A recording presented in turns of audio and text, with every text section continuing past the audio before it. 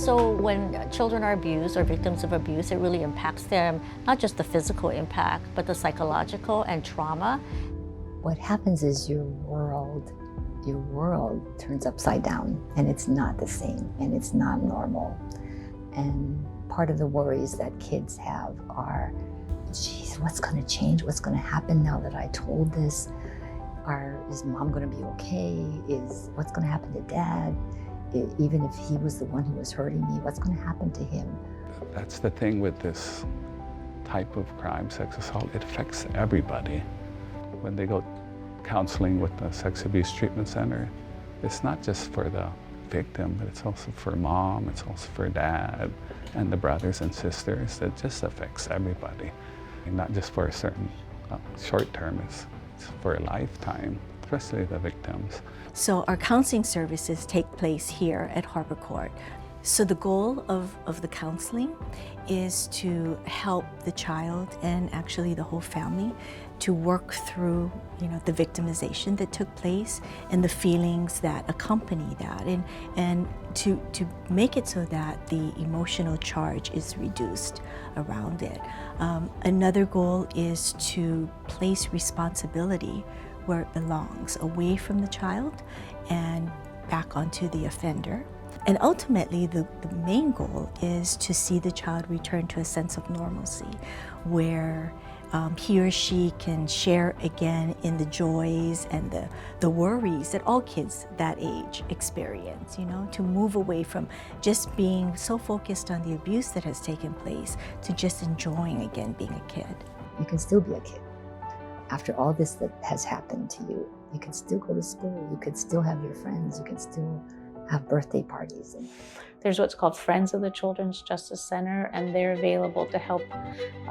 Maybe a family needs a crib, maybe a family thinks that the child not just having therapy would be helpful, but maybe hula classes. So there's support from the Friends of the Children's Justice Center. So our goal with the Friends is to help children after they leave the center to work through their trauma of the abuse that they've endured. Our Ho'ola Na Mana'o program, or our Hope and Healing program, is dedicated to assisting children after they've been seen at the center. And the real purpose of that program is enhancement items, and that's stuff like hobbies and sports, dance classes, types of activities that the child can do to help them work through their trauma. And sometimes for some kids it's dance classes and kickboxing. For some kids it's a musical instrument, piano lessons. Because abuse takes its toll, physical abuse, sexual abuse, and neglect. A lot of times the kids, boys or girls, they don't feel positive about themselves, so the Friends can help to fund classes or fund maybe an outing on a field trip. Maybe it's the end of the school year, they can provide money to buy a yearbook for the children. So it's a service, but a very non-traditional service. The Children's Justice Center sees children from all socioeconomic backgrounds, all communities on Oahu. Sometimes, because a parent is a perpetrator, the other parent and the children have to move out on their own, perhaps losing a main source of financial support. And sometimes the family is supportive, but doesn't have the financial resources to provide the child with the support services that help rebuild self-esteem, that help them find their way back to themselves, what makes them happy, what makes them remember that they are more than the abuse that happened to them. This is where the Friends H&M program comes in.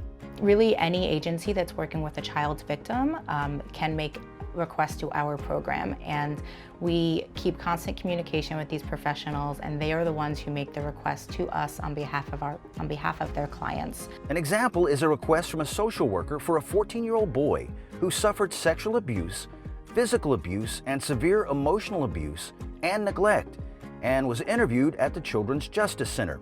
The professional asked for tennis gear, an interest of his. It also, I think, creates new opportunities. So for kids who've been victimized to discover something new about themselves. One of my favorite stories is the story of a little girl who was 5 years old, and little 5-year-old girl, and her family moved off the island and left her here by herself. And she went into foster care. She was really skinny, malnourished. She presented as a bully, and she was having a lot of behavioral issues. And she wasn't getting along with the kids in her home. And her social worker came to the Friends and made a request to us to fund her ballet classes. So the Friends started funding her ballet classes, and after about a year, we received a handwritten thank you note from her with a picture of her in her tutu. And it said, you know, thank you so much. My dream when I grow up is to be a ballerina.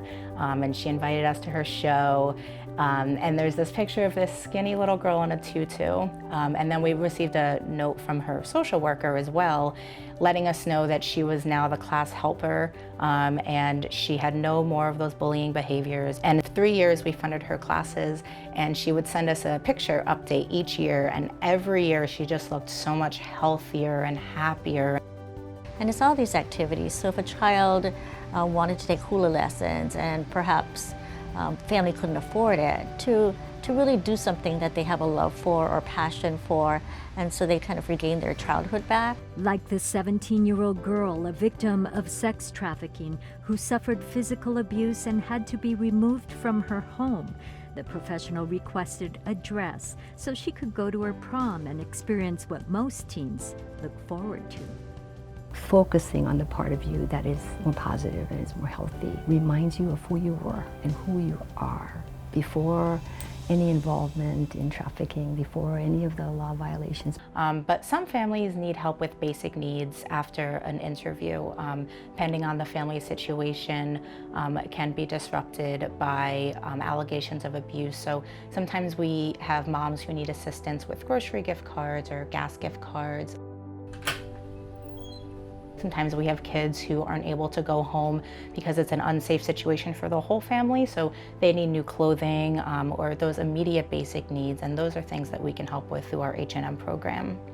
Just recently, in the last month, we've asked a lot of the Friends of the Children's Justice Center for their help and donations.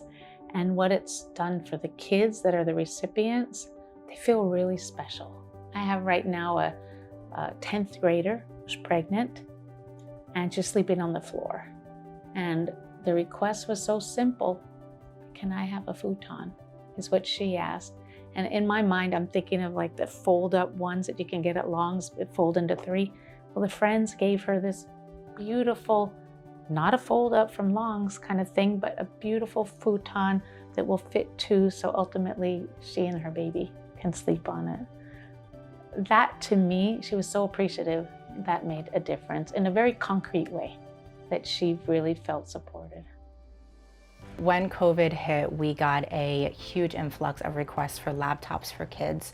As everyone knows, schools transitioned to online, and for a lot of kids, they didn't have the technology or the equipment available to be able to access their classes online. So the Friends, and another great thing about our program is how quickly we approve requests. We're able to receive the requests and get the laptops delivered to those children in under a week's time.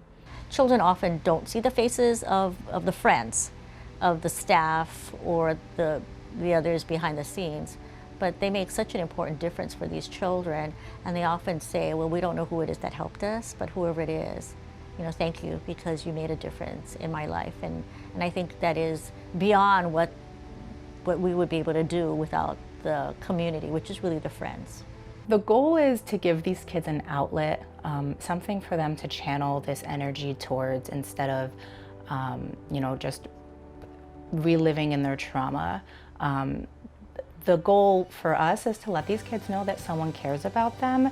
There are people who care about them. There are people who have their best interest in mind, and we want to help them work through the trauma so that they can heal and then become the best versions of themselves.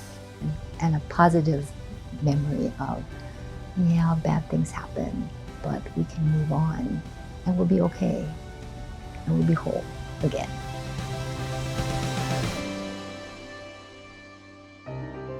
When we return, the other heroes on the child's team working behind the scenes.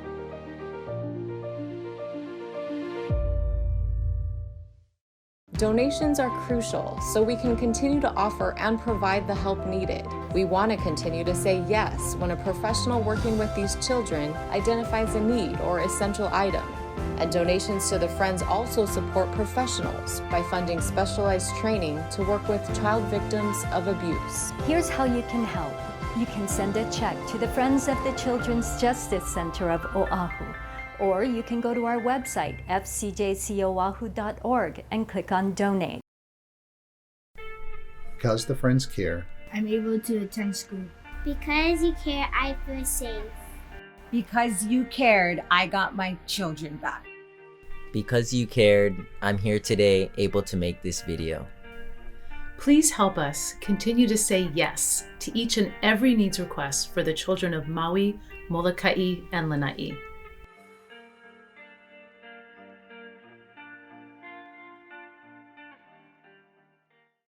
Tokelson, Katz, Hetherington, Harris, and Kenorick, attorneys at law, putting business law to work for you. From labor and employment law to business litigation, healthcare, tax planning, and real estate.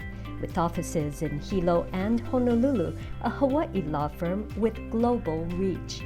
Visit tokelson.com.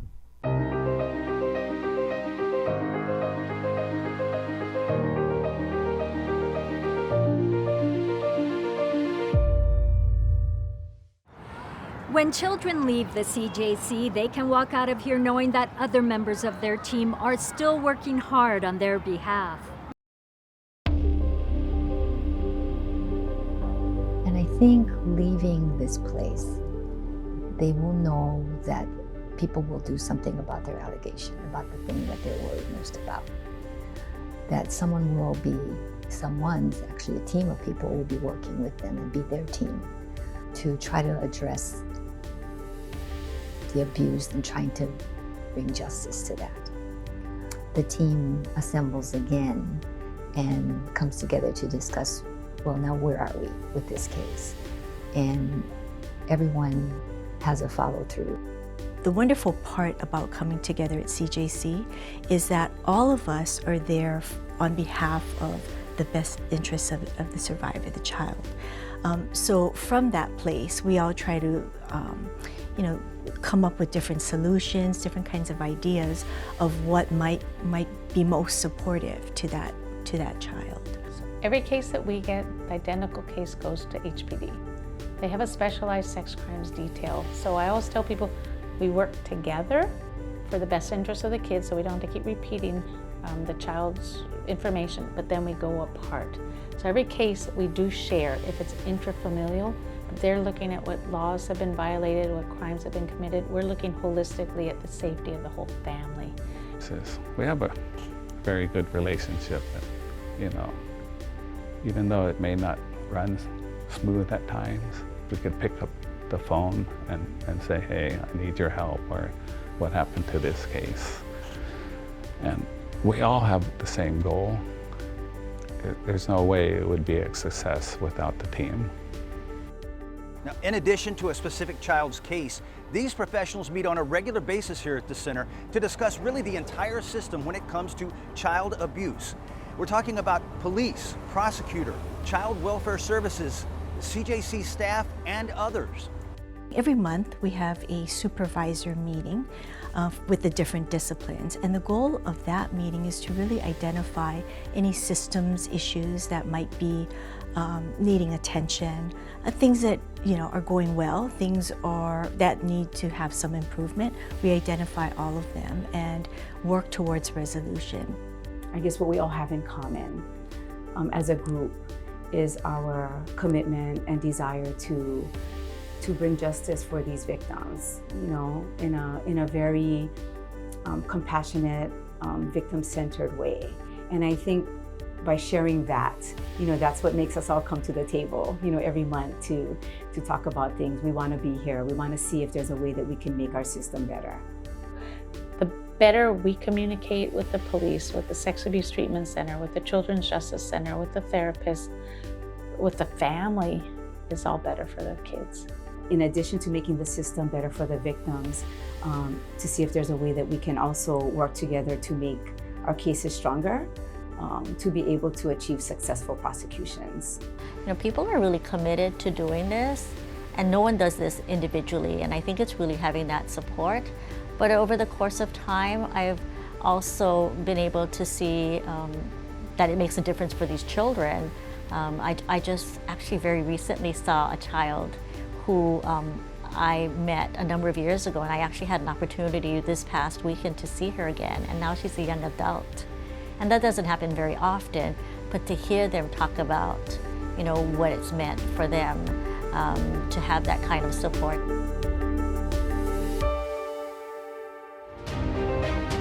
And next, what it takes to get a child's case to court and the alleged perpetrator to trial. And still ahead, how you can be a part of the healing process of a child.